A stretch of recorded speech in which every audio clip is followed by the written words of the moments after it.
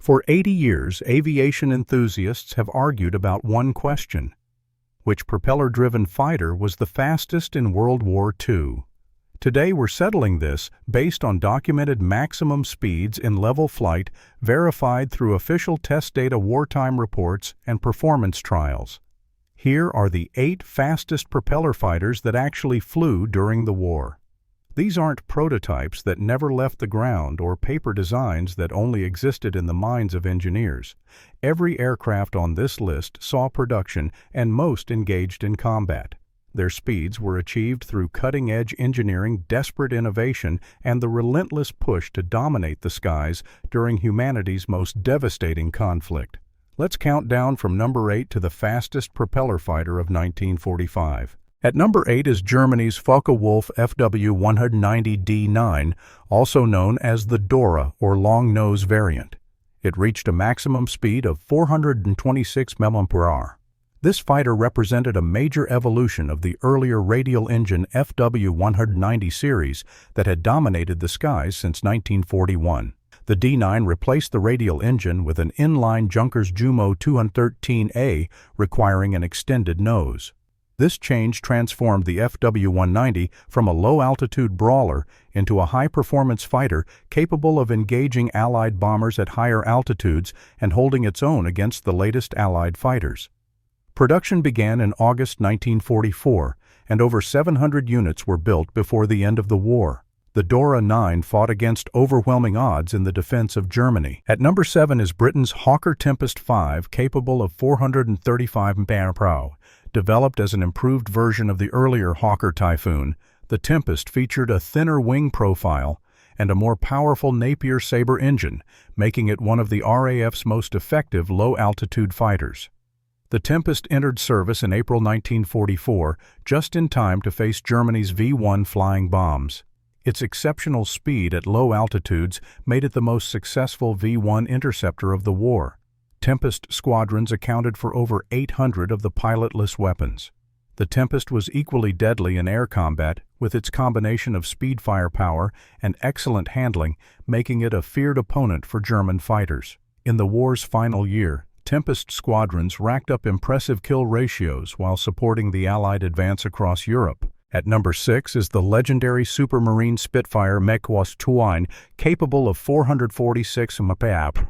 This variant represented the ultimate evolution of the iconic fighter that had saved Britain during the darkest days of 1940.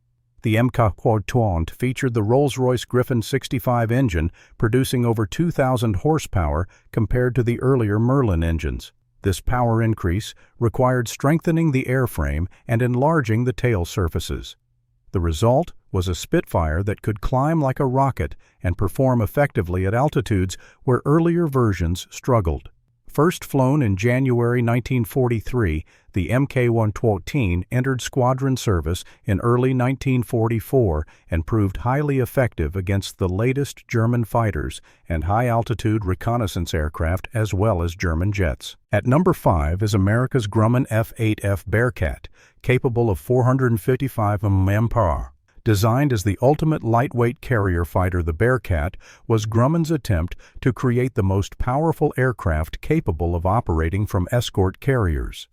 Engineers installed the massive Pratt & Whitney R2800 engine, producing two 100 horsepower in the smallest airframe possible to handle that power. The result was a fighter that could climb to 10,000 feet in just 94 seconds faster than any American fighter of the era. The Bearcat's timing, however, was unfortunate. It entered service in February 1945, too late to see combat in World War II. Only 24 had reached operational squadrons when Japan surrendered in August, but its performance impressed all who flew it. Test pilots called it the finest handling fighter of the propeller era. At number 4 is Germany's Focke-Wulf Te-152H, reaching 469 mph. This high-altitude interceptor represented Germany's desperate attempt to counter American and British bombers operating above 30,000 feet, where most German fighters struggled. The TA-152H featured extended wings, a pressurized cockpit, and a Junkers Jumo 213E engine with a two-stage supercharger, giving it exceptional performance above 40,000 feet. It could outclimb, outrun, and outmaneuver virtually any opponent at these altitudes. Unfortunately, the TA-152H arrived too late. Production began in November 1944, and perhaps 150 units were built before the war ended, with few reaching operational units and even fewer seeing combat. At number 3 is the Republic P-47M, Thunderbolt capable of 472 mpr. This specialized version of the famous Jug was built to catch and destroy Germany's fast high-altitude fighters and jets that began appearing in late 1944. The P-47M featured a modified Pratt & Whitney R2800 engine with an improved turbocharger water injection for emergency power and various weight-saving modifications. These changes transformed the Thunderbolt into a high-altitude interceptor that could engage German jets and reach speeds that shocked pilots accustomed to earlier P-47 variants. Only 130 P-47M units were built, entering service in December 1944. The 56th Fighter Group flew these aircraft, achieving kills against both conventional fighters and early jets. At number 2 is Germany's extraordinary Dornier Du 335 Pfeil, reaching 474 mph. This was unlike any other fighter aircraft of World War II, featuring a revolutionary push-pull configuration with engines mounted at both the nose and tail, driving separate propellers. This design eliminated drag and doubled the available power. The result was an aircraft with unmatched speed in a straight line, combined with heavy armament and armor. However, like many late-war German designs, the Do 335 arrived too late and in too few numbers. Only about 37 units were completed by the end of the war, and none saw genuine combat. Despite this, test pilots praised its speed and handling, calling it one of the finest piston-engine fighters ever built.